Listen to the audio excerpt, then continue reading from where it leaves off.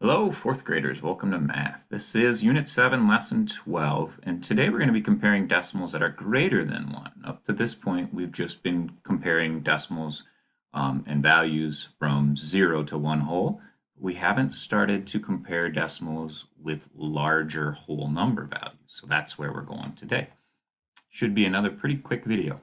All right, so you need the same things you normally need. Today we'll be working in page 371 and 372. We'll do 371 most of it together, and then you'll practice on 372. All right, so when we insert zeros, does the value change? Sometimes we can add zeros and it keeps the value the same, and sometimes it changes it. So if we start with our number 63, 6 in the tens, 3 in the ones, but if we add a 0 to the right, now that number becomes 630, very different than 63. Well, we had 2 zeros, another 0 to the right.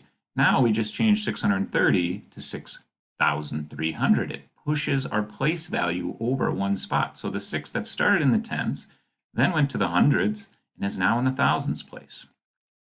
However, if we add a 0 to the left when we're dealing with whole numbers, this 0 in the hundreds place has no value. This is still 63. And so 063, this value is the exact same as 63. So now our value doesn't change when we add numbers to the left. Okay?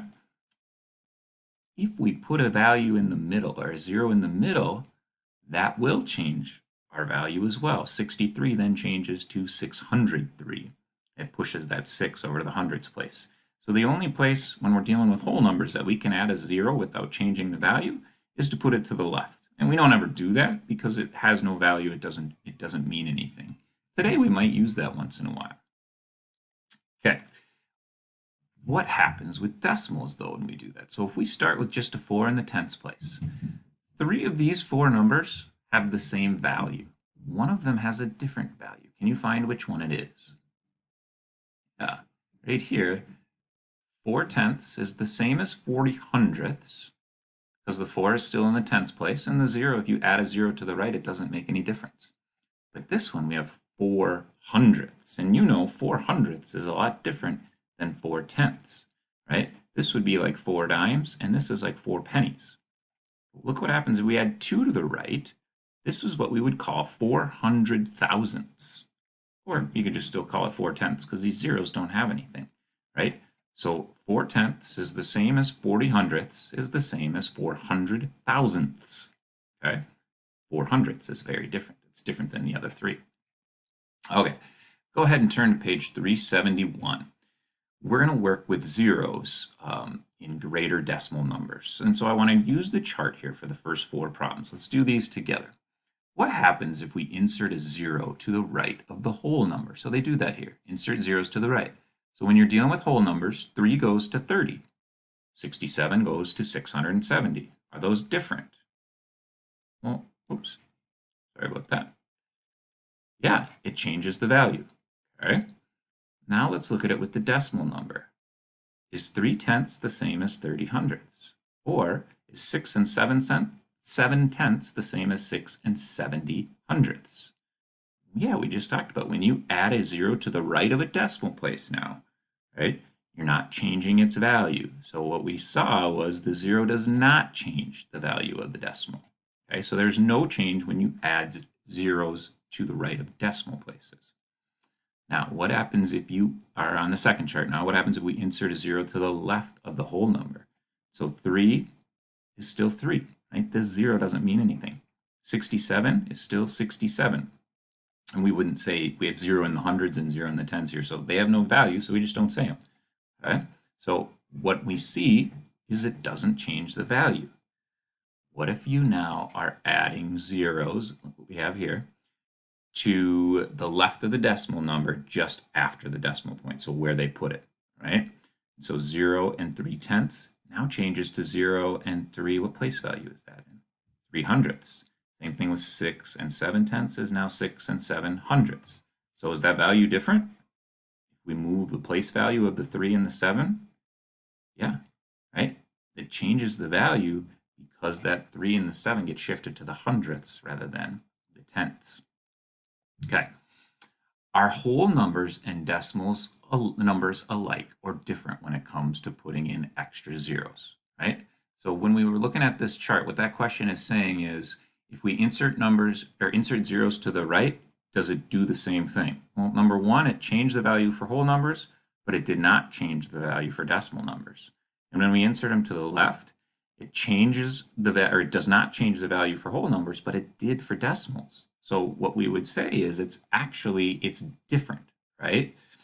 So it's different because depending on if you're putting it to the left or the right, it will change the value for one if you're dealing with decimals, but not the other, the whole number. Okay, so the big idea today is you can insert zeros to the left of whole numbers and not change the value, or you could insert zeros to the right of decimal numbers and not change the value. Okay, so number 6 then says, do the pairs of numbers have the same value? Why or why not? Okay, 0 and 6/10 and 6/10, are those the same? Go ahead and write your answer in now. You wrote yes. How about 25/100 and 0 and 25/100? Are those the same? Write it in. Yeah, it is. And how about 0 and 9/10 compared to 0 and 90/100? A little bit trickier. Are those the same? Yeah, either one. That 9 is just in that tenths place. Okay. And then the reason is the 0 doesn't change the value of the decimals where we're adding them there. Okay. And so we're going to use this idea to compare, to try and compare decimal values. And so let's turn the page, and I want to show you, think of that idea of adding zeros to make everything the same length. That's going to make this much easier. We did that when we were comparing numbers from 0 to 1, and you can do that even now when we have whole numbers. So let's look. It says you can use your understanding of place value and the placement of zeros in decimal numbers to compare decimal numbers. Okay, so if you're comparing 2 and 35/100, 2 and 3/10, or 2 and 4/10, well, look how they line them up and add extra zeros. Now, all you're doing is you're comparing, the whole numbers are the same, 2, 2, and 2. So all you're comparing now is 35, 30, and 40, right? And so you can see that 40 is the biggest. The most common mistake people make is they don't put extra zeros to make the numbers the same length.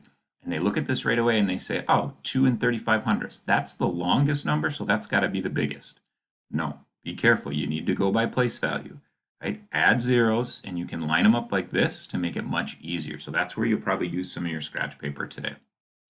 All right, so we're going to try and compare and figure out which ones are bigger. Line them up and make sure that they are the same length. Okay, so lining up the decimals. So 27 and 5/10 compared to 8 and 37/100. So you would add a 0 at the end of the 5 here to make it 27 and 50/100 and 8 and 37/100. You want everything to go out to hundredths. Okay? And with this one, you might not need to do that if you see that 27 your whole numbers are 27 compared to 8. So right away there, I can see that this is going to be 27 is the larger value there. Okay? And then I wanted to skip down to 11. 5/10 compared to 26/100. This one, I would add a 0 in, so I'm really making it out to hundredths. So this is going to be 50/100 compared to 26/100. So if you add that 0, it's easy to see 50 is bigger than 26. Okay?